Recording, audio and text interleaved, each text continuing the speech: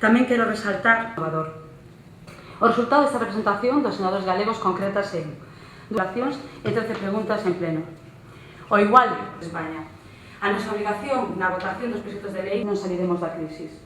Moi ao contrario, aumentarán as diferentes... Antonio Molina, non nos notamos moito porque non era un ministro que tivera presencia, pero en cada... Mirade, como parlamentario, ningún pode ostentar a presidencia da Xunta sin ser parlamentario.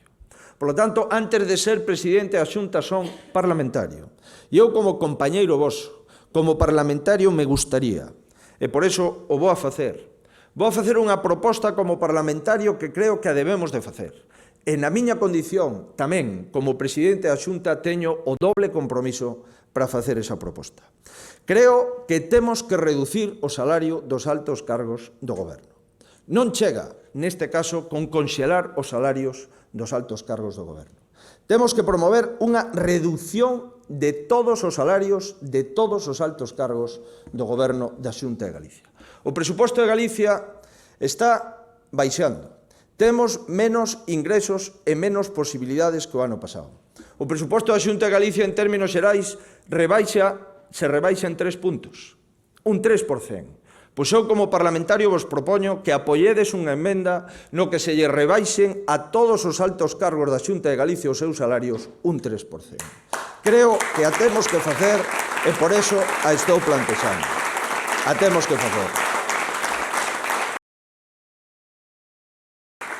Temos que reducir os salarios dos altos cargos, o salario dos conselleiros, o salario dos directores xerais, os salarios dos presidentes das empresas públicas, os salarios dos xerentes dos hospitais, os salarios dos presidentes dos organismos autónomos, os salarios dos presidentes das entidades públicas.